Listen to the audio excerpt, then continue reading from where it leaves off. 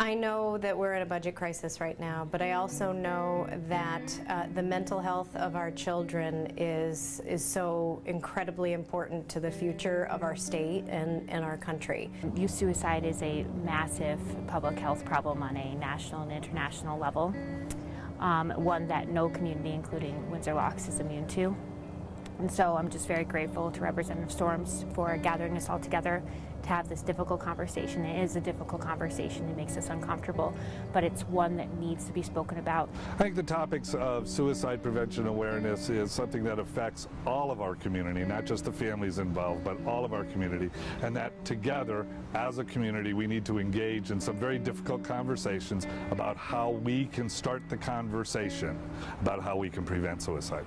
The thing that I think makes a difference, not just for LGBT youth, but for youth in general, is that when you hear something, you need to say something. Because what happens is if we hear hate language or we hear somebody being harassed and we don't say something, we have said something. We've said what just happened was okay. And so every time we say something, when we hear mean and we intervene, we've sent a message that what just happened is not okay. The ultimate remedy for this beast we call bullying, which is really a label, it's not a behavior, is to create environments in schools and communities that are safe, physically safe, emotionally safe, intellectually safe, because in safe environments where people respect one another and have high quality relationships, they don't hurt one another.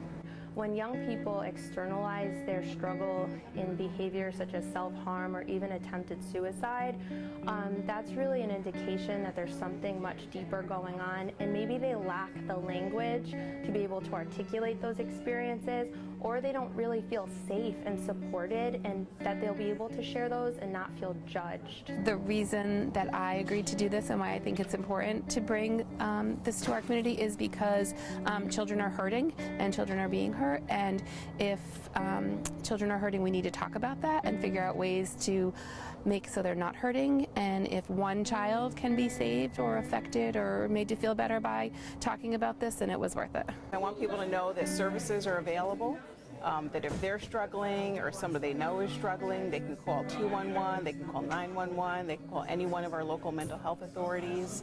I want people to know that recovery is possible, treatment is available, and they don't have to go through whatever they're going through alone.